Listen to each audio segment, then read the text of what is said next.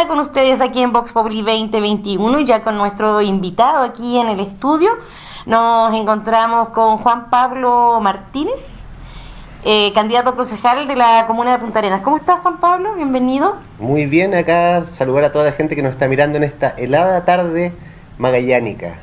Así es, con frío, lluvia y pareciera que más al atardecer, viento también.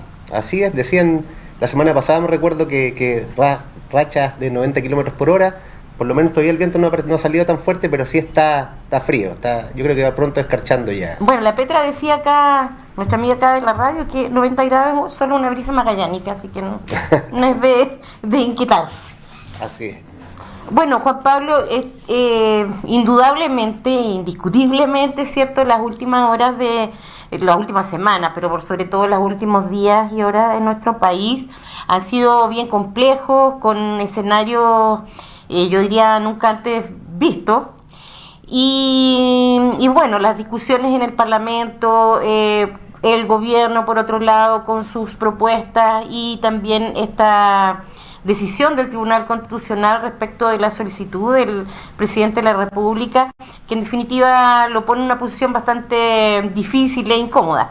Pero lo que te quería preguntar específicamente en relación a la propuesta que hizo el presidente de la República, Sebastián Piñera, el domingo por la noche, en cuanto a este proyecto que finalmente presentó, que dicho sea de paso, ahora está viendo qué va a pasar con ese proyecto, porque ya está dentro del Parlamento. Pero bueno, en relación, ¿cierto?, a la posibilidad de recuperación de los fondos con costos, ¿cierto?, un 1% a los empleadores, 1% el Estado.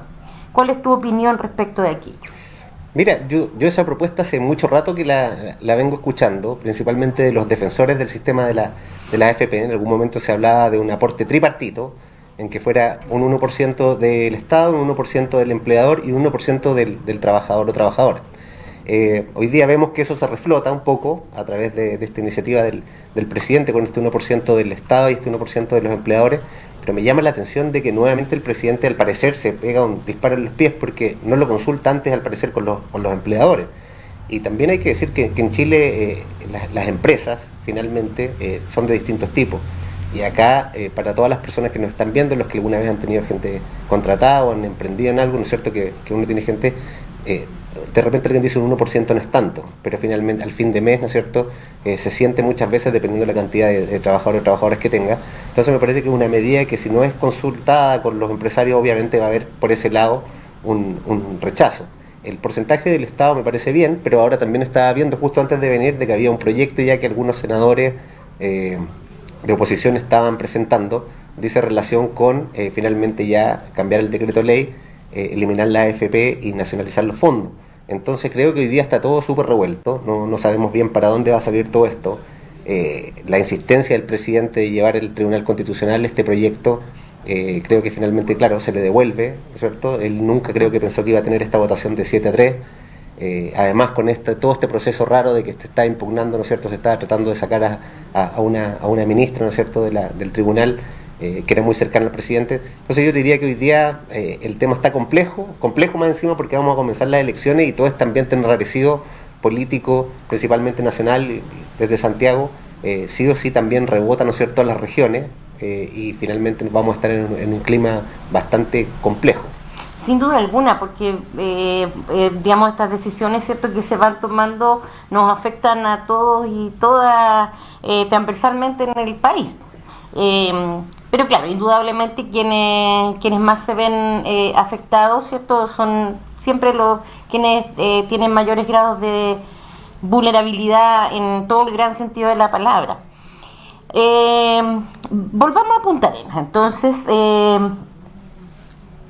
mira, bueno, hay varios temas que están ocurriendo y que tienen que ver, por una parte, cierto, hay una cierta, al menos por un sector, cierto, de la población, con alguna inquietud respecto de que pudiera haber algún grado de desabastecimiento de algunos insumos básicos en virtud de la situación que se está viviendo con los camioneros. ¿Cómo ves tú esa situación? Bueno, yo comprendo la preocupación de los camioneros, tanto chilenos como argentinos. Aquí hay que decirlo, y si bien uno de repente puede estar a favor o en contra de las formas de cómo se hace, efectivamente creo que este gobierno ha funcionado siempre en base a la presión. Y por tanto, igual hace un rato veía que ya se había destrabado al parecer el conflicto que teníamos acá cerca en Punta Delgada, con algún tipo de acuerdo. Pero creo que esto nuevamente nos coloca un tema que como región, quizás incluso más que Punta Arenas, pero también Punta Arenas teniendo una cantidad importante de habitantes de esta región, de ver de qué forma nosotros tenemos que asegurar nuestro abastecimiento, por un lado, y también empezar a pensar de que con todo el terreno que tenemos, la ciudad de Punta Arenas, por ejemplo, bueno, también la ciudad de Natales, por venir, todos tienen grandes extensiones de terreno, de ver también de alguna forma de tener una autosuficiencia alimentaria, en caso de que sucediera cualquier cosa, y también quizá reflotar esto que siempre se ha comentado de que Chile tiene que estar conectado por Chile, y que finalmente nosotros necesitamos acá de que haya un abastecimiento vía marítimo y no depender siempre de nuestros hermanos argentinos. Si bien las relaciones son buenas, también sabemos de que allá también hay un clima de incertidumbre, ¿no es cierto?, político, económico, entonces no podemos depender de eso, tal como nos pasó en algún momento con el gas u otro. Nosotros tenemos que tener una autosuficiencia en algunos temas que son básicos, y ya que el gobierno también siempre coloca esto de qué son las cosas básicas o cuáles son los insumos necesarios, el tema del abastecimiento de comida obviamente es importante, y yo creo que hay que hacer un esfuerzo ahí. Me imagino que el gobierno regional y quizás también estos futuros gobernadores regionales, en conjunto con los delegados presidenciales, van a tener que tomar algún tipo de decisión ahí para poder finalmente dar seguridad a la población. Si tú no tienes comida, ¿no es cierto?, sabemos que es una de las cosas más complejas, y además que genera un nivel de alarma que es increíble. Tú hablas de abastecimiento, inmediatamente la gente sale corriendo de sus casas a los supermercados, acapara más de lo que necesita, y eso hace genera, que, claro, o sea, es un círculo vicioso del rumor. El rumor lleva al desabastecimiento por acaparamiento, por decirlo de una forma, y además tenemos esta otra situación de que nosotros a nivel local deberíamos tener una cadena de suministro que sea muy difícil de cortar. Juan Pablo, recién conversaba con José Aguilante, quien hoy día está a cargo de la campaña de los candidatos de la democracia cristiana, pero indudablemente siempre muy atento a todas las situaciones que ocurren en la comuna, y en ese sentido conversábamos respecto de lo que ocurre en relación al Centro de Salud Familiar 18 de septiembre, que en virtud de la falta de recursos, respecto de cuando se hizo la licitación para la ampliación del CEFAM a lo que ocurre hoy día, no es posible efectivamente iniciar las obras que den la posibilidad de el espacio físico que requiere este lugar, con cerca de 100 trabajadoras de la salud, y que atiende o que per capita están 17.000 personas. Sí, yo creo que, bueno, primero ese proyecto, yo me imagino que toda la gente que nos está viendo de la 18 siempre lo vio muy contenta, ¿no es cierto? Un lugar que tiene una cantidad de población importante, un lugar que es patrimonial, un lugar que está bastante organizado también, ¿no es cierto?, entre sus distintas organizaciones sociales, y esperaba y veía con ansias que se pudiera construir este CEFAM 18 de septiembre, que más encima va a atender a una gran cantidad de población, y principalmente todo lo que tiene que ver con el lado sur. Ahora, cuando tú me comentas esto, y yo creo que todos nos sentimos bastante mal cuando vimos de que había problemas que tenían que ver con temas de financiamiento, porque este también es un tema que está pasando habitualmente. Habitualmente se hacen proyectos, ¿no es cierto?, que finalmente después se diseñan, se hace la maqueta, se le presenta a la comunidad, ¿sí? Y se dice esto va a costar X.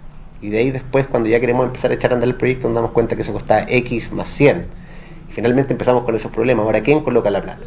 Empieza el tema, el gobierno regional, fondos sectoriales, la SUTER, empiezan todos, ¿no es cierto?, a tirarse un poco la pelota de un lado para otro, porque también, y uno entiende al gobierno regional cuando dice, oye, basta acá de que si nosotros nadie nos consulta sobre ciertas decisiones, de ahí después más encima tenemos que empezar a sacar plata de nuestra billetera para financiar proyectos en consulta.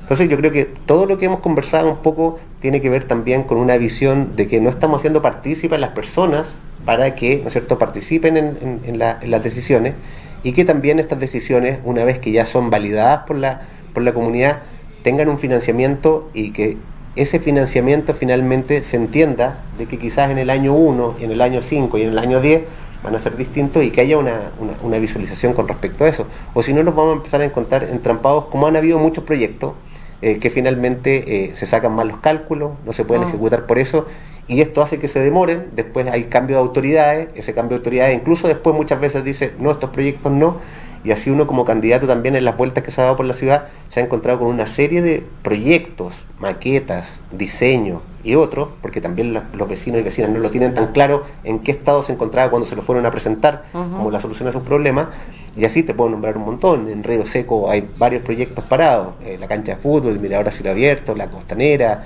está el proyecto no sé si ni siquiera ha sido un proyecto, pero lo que había en el Parque Ramón Rada también, que la Junta de Vecinos me comentó, el tema de los bomberos en Río Seco, está el tema también de la Feria de la Lorca, con algunos proyectos que en algún momento se mostraron y que hoy día nadie sabe dónde están. Entonces, lo que te diría es de que yo creo que hay que dejarse de hacer tanto proyecto, ilusionar a las personas, ¿no es cierto?, generar expectativas en ellas de que los lugares donde habitan van a ser más bonitos, más acogedores, van a entregar dignidad a las personas que viven ahí, para después decirle, no hay plata, el proyecto realmente se desechó, no existe, no hubo voluntad política u otro.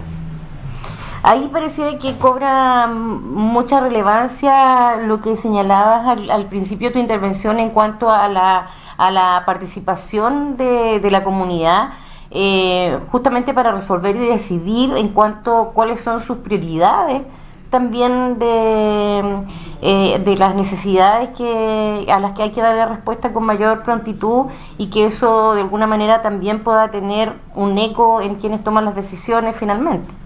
Exacto, yo creo que hoy día la política cambió, el mundo cambió, el país cambió, nuestra región igual cambió, y ese cambio tiene que ver con que efectivamente tenemos que entender de que el pueblo es el soberano, el pueblo es el que debe decidir. Las autoridades están opuestas a dedo por los gobiernos de turno, o hay algunos otros funcionarios y funcionarias que son de carrera.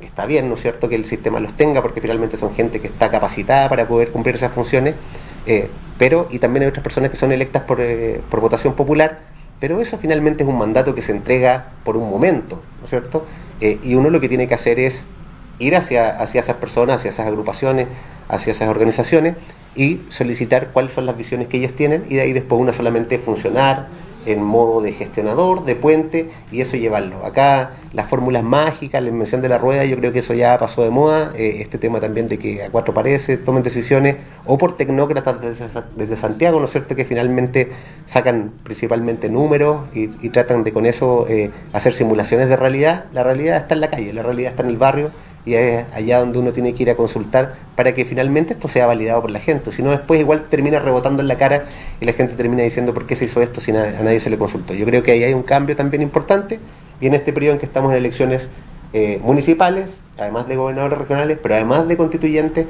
es un tema que ojalá en la nueva constitución también esté, de que el pueblo soberano tenga más atribuciones y pueda, ¿no es cierto?, tomar algunas decisiones. Justamente porque de pronto existen consultas, existen incluso algunas obligatoriedades de que existan algunos consejos consultivos, pero finalmente no tienen ningún poder de decisión, solamente, digamos, de pronto se forman porque se establece por ley, ¿cierto?, que debe estar la opinión de tal o cual organización o que representen a un grupo determinado de personas, pero finalmente pareciera que es como un saludo a la bandera, porque esa opinión se escucha. Es que no sirve de nada que te lleguen a preguntar si es que tú quieres que las bancas las pinten rojas o azules. O sea, el tema es, primero, ¿por qué estamos haciendo acá un parque? ¿Por qué estamos construyendo acá una multicancha? ¿Por qué estamos haciendo acá un gimnasio? ¿Por qué estamos haciendo acá un CEFAM? ¿Por qué aquí y no allá? Y esas son las consultas que hay que hacerle a la gente. Yo entiendo que hay algunos temas en donde efectivamente son más complejos, porque es difícil que la gente tenga los conocimientos mínimos para poder tomar ciertas decisiones. Yo no le voy a preguntar seguramente cuál es el equipamiento técnico que tengo que tener adentro de un CEFAM, pero sí tengo que sacar, ¿no es cierto?, algunas cuentas para ver si es que lo coloco en determinado lugar o en otro. Hay que ver temas viales. Estos proyectos habitualmente no solamente tienen que ver con un tema de solucionar un problema público, ¿no es cierto?, sino que además eso lleva aparejado un montón de externalidades positivas y negativas, que igual hay que verlos con la comunidad. O sea, tú puedes entender de que es súper importante construir un colegio en cierto lugar, pero si ese lugar tiene, como por ejemplo lo que sucede con el Contardi, pasajes muy estrechos, con veredas muy angostas, lo que sucede es que ahí se te genera una congestión que finalmente hace que los apoderados, profesores y todo el que pasa por ahí en la mañana sea una batalla campal para poder transitar por esos lugares, sin contar el riesgo de las personas que van a pie a dejar a sus hijos, que tienen riesgo de ser atropellados y un montón de otras cosas. Entonces esto tiene que tener una integralidad cuando uno piensa estas cosas, y también tiene que entender de que en los proyectos públicos habitualmente tú nunca vas a dejar contento a todas las personas. Entonces, si es que tú estás haciendo un proyecto porque beneficia a un 70% de la población y hay un 30% que tenía algún derecho adquirido que ahora lo pierde, bueno, la pregunta es cómo los vas a compensar también. Esos son temas que igual hay que ver y que habitualmente acá se toman decisiones, se va hacia adelante y un poco a la chilena decimos vamos arreglando la carga en el camino. Claro, estamos bastante acostumbrados al tema de los parches. Exacto. Bueno, y los parches los ves incluso en temas muy sencillos como en las calles. O sea, nosotros tenemos acá eventos, como le colocaron en algún momento, ¿no es cierto?, hoyos en nuestras calles que causan accidentes, que causan destrozos a los autos y llevamos años reparándolos. Hay una serie, por ejemplo, en Bulnes, que uno ya sabe una cuadra antes que tiene que hacerles el quite y año tras año lo seguimos reparando. Entonces, alcanza una semana mientras lo arreglo, una semana pasa bien y ya sabemos que vamos a tener el resto del año ese mismo hoyo en el mismo lugar. Medidas parche, entonces, y eso es para llevarle un ejemplo súper cotidiano y que está súper ahí encima. O cuando se ponen a arreglar las veredas en las peores épocas, ¿no es cierto? Y finalmente nadie va y consulta de que en sectores, en barrios que son patrimoniales, ¿no es cierto?, donde habitualmente la mayor cantidad de esas personas son adultos mayores, y voy y le rompo afuera la vereda, y eso significa o un barrial imposible para que puedan salir, ya tienen problemas de desplazamiento, y ahora más encima les rompo la vereda y me demoro meses en arreglarla.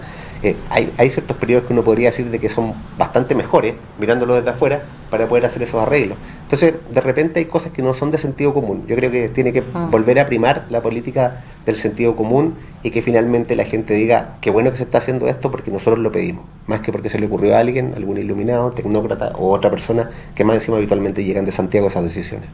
Juan Pablo, estamos a puerta ya a pocas horas, ¿cierto?, de que se reanude la campaña luego de esta postergación de la fecha de las elecciones para mayo. Y bueno, pero quedan 2 semanas, ¿cierto? Es un tiempo muy escaso. ¿Tú sientes que de alguna manera esta pausa desfavoreció mucho a las campañas o finalmente no ha tenido un gran impacto? ¿Cómo lo ves tú? Yo creo que el primer impacto fue de que uno, cuando se mete en esto, hace una planificación, y esa planificación tenía una fecha determinada. Cuando esa fecha finalmente después cambia, lo que nos sucede es de que obviamente todo lo que habías hecho con tu equipo, los recursos y todo, se te agotan. De ahí después tienes un periodo de pausa en donde finalmente tampoco puedes salir de frentón a hacer campaña, en donde tienes que bajar un poco la pata del acelerador, pero te sirve también para reacomodar y ver todo. Ahora, los que tienen más recursos es bastante más sencillo. Pero yo te diría que estas 2 semanas que se vienen principalmente, y en la elección en la que uno está, que es a concejal por la ciudad de Punta Arenas, con la gran dispersión de candidatos que hay, ¿no es cierto? Lo que uno tiene que tratar de hacer en este momento es empezar a consolidar el trabajo que ya se hizo, a conversar con las personas y empezar ya a pensar en el día de la elección. Hoy el día de la elección, yo me imagino a los concejales, bueno, los candidatos en general y sus equipos más cercanos, ¿cierto? Siempre hay un nerviosismo, en fin, cuando se van contando los votos, pero los de los concejales va a ser de comerse, no las uñas, los dedos enteros, porque son los últimos votos que se van a contar. Cuando ya ha pasado, digamos, ya va a estar claro los constituyentes, los alcaldes, los gobernadores, y recién ahí vienen los concejales. Entonces eso va a ser el lunes. Claro, va a ser una lucha, va a ser el lunes, pero va a ser una lucha voto a voto. O sea, además, pensando en tantos candidatos, claro. Tantos candidatos, ¿no es cierto? La dispersión, yo creo que va a ser voto a voto. Yo creo que esto finalmente se va a decidir por las personas que tengan credibilidad, que la gente, ¿no es cierto? Creo yo que van a preferir a gente nueva, porque efectivamente ya se ha demostrado también que los anteriores no han hecho una buena pega. Y también creo que van a haber muchas sorpresas. Y yo apuesto a de que nosotros como candidatos independientes que vamos en esta lista del Partido Humanista vamos a dar una sorpresa, no solamente en Punta Arenas, sino que en otras capitales regionales y en algunas otras comunas.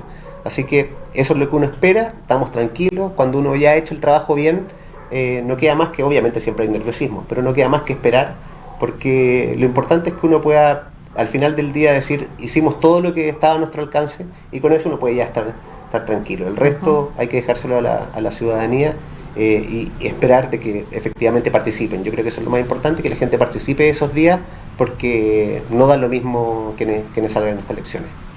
Sí, yo creo que eso ha quedado cada vez más claro.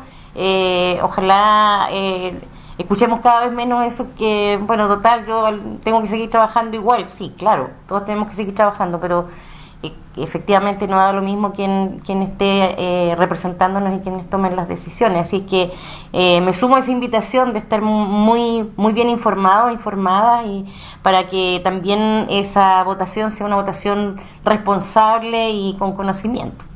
Sí, pues yo, como te digo, siempre agradecer también estas instancias que dan en los medios de comunicación regionales, locales, en este caso a Radio Polar, casa que le tengo mucho aprecio, porque también he estado acá, ¿no es cierto?, en la función que estás tú hoy día conduciendo programas.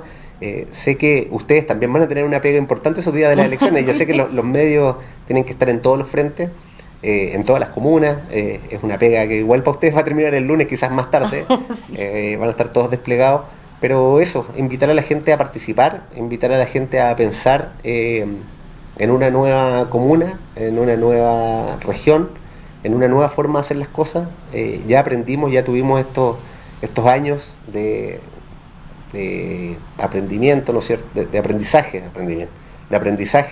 y yo creo que no han sido gratos para nadie, y yo creo que no queremos que se repitan estas experiencias. Entonces, que busquen gente, ¿no es cierto?, que tenga los conocimientos, que tenga la capacidad, que tenga la voluntad, que tenga la valentía, porque aquí también eso es lo otro. Yo estaba el otro día mirando de que hay muchos candidatos y me reflexioné si es que hay muchos candidatos que van con candidatos alcaldes, ¿no es cierto?, que son de los mismos lados, y si la función principal de los concejales es fiscalizar, la pregunta es si es que después van a poder desprenderse de ese peso que tienes por ir, ¿no es cierto?, tan abanderado con un candidato, si es que después llegas al consejo, si es que no vas a tener ahí algún tema complejo, ¿no es cierto?, cuando tengas que entrar a investigar, acusar, denunciar, etcétera. Así que eso, agradecerte nuevamente, agradecerle a Polar y dejar a la gente invitado que asista, que participe.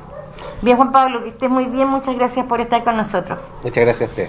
Y me despido también de ustedes para justamente concluir nuestro programa Vox Populi 2021 de este día miércoles 28 de abril. Invitarles cordialmente a que mañana estén con nosotros desde las 16 horas.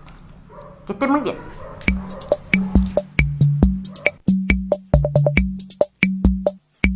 Polar Comunicaciones, radio, televisión y redes sociales presentó Vox Populi.